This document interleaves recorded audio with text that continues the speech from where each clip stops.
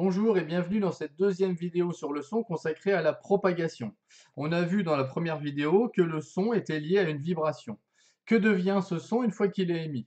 Eh bien, comme on le voit sur l'animation, la vibration ici par exemple de la membrane, ce serait pareil pour la corde d'une guitare, va être transmise aux molécules les plus proches. Alors attention, ces molécules ne vont pas se déplacer de la membrane vers l'extérieur, hein. Elles sont juste mises en vibration.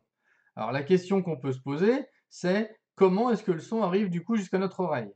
Eh bien, de la même façon que la membrane transmet sa vibration aux molécules, les molécules qui viennent d'être mises en mouvement par la membrane vont à leur tour exciter, mettre en vibration les molécules les plus proches d'elles. Et de proche en proche, on va arriver jusqu'à notre oreille.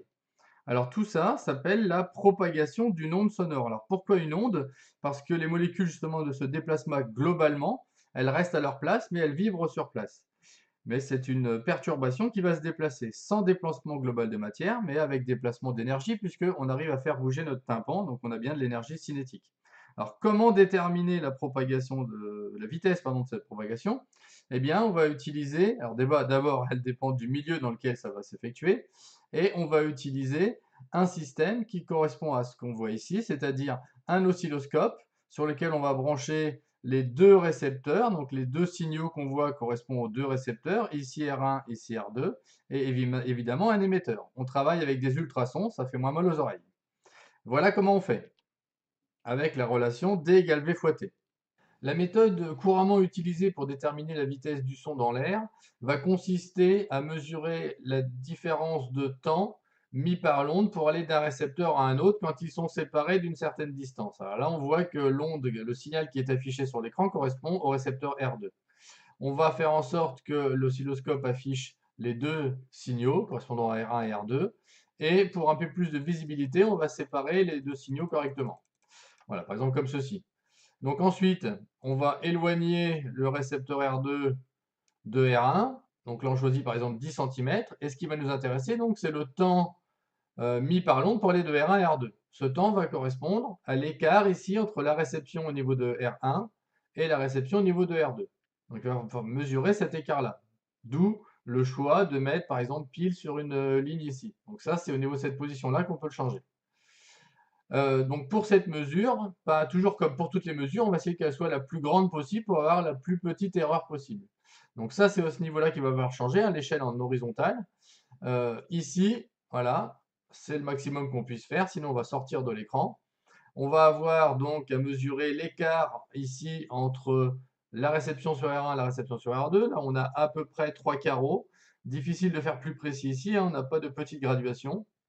Donc ici, on va dire 3 carreaux, pour simplifier. Et chaque carreau, ici, vaut 0,1 milliseconde.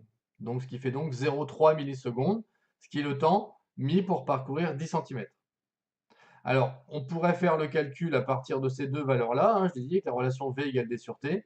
En physique, on fait rarement ça, puisque une mesure, évidemment, dit beaucoup d'incertitudes.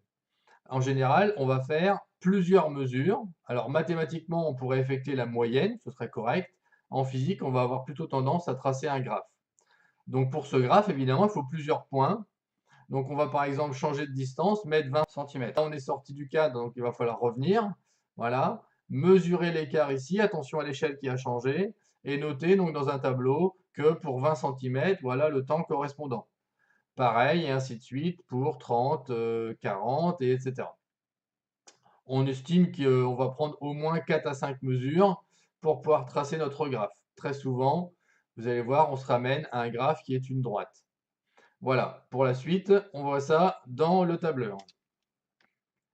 Alors justement, donc une fois les mesures effectuées, on se retrouve donc avec un tableau de valeurs à exploiter. Alors voici par exemple à quoi ressemble ce tableau dans le logiciel qu'on utilise qui s'appelle l'atelier scientifique, qui n'est autre qu'un tableur mais spécialisé. Notamment, en ordonnée et en abscisse, on va retrouver des grandeurs avec leur unité. Pour les rentrer, on devra faire un double clic sur le haut de la colonne, donc ici sur A ou sur B. Une fois qu'on a rentré le tableau de valeurs, eh bien, en cliquant sur l'onglet graphique en bas, on va faire apparaître les points. Donc voilà les points qui correspondent. On a choisi donc de mettre D en ordonnée, la distance, et le temps, la durée, en abscisse. Une fois qu'on en est là, on va modéliser, c'est-à-dire essayer de trouver en tout cas une fonction mathématique qui correspond à nos points. Alors là, on a bien vu que nos points étaient relativement bien alignés, donc on va choisir un modèle qui correspond à une fonction affine. L'ordinateur va nous donner les caractéristiques de la fonction. Ici, en l'occurrence, évidemment, comme c'est une fonction affine, on va trouver le coefficient directeur, que l'on peut voir ici, et l'ordonnée à l'origine qu'on peut voir ici. On voit que l'ordonnée à l'origine, elle est très petite. Donc en fait, on a plutôt affaire à une fonction linéaire, c'est-à-dire une droite qui passe par 0. Alors attention ici, hein, on pourrait avoir l'impression que ce n'est pas le cas, mais on n'a pas l'ordonnée 0, elle est beaucoup plus loin, l'abscisse. Donc elle est de la forme d égale a fois t. On reconnaît la relation d égale v fois t, avec par identification ici le a qui correspond au v. Donc le coefficient directeur, en fait, c'est la vitesse de propagation. Et donc ici, l'ordinateur nous donne sa valeur. On a donc une vitesse de 335 mètres par seconde. Voilà la méthode que l'on peut réaliser. Je vous remercie, à bientôt, au revoir.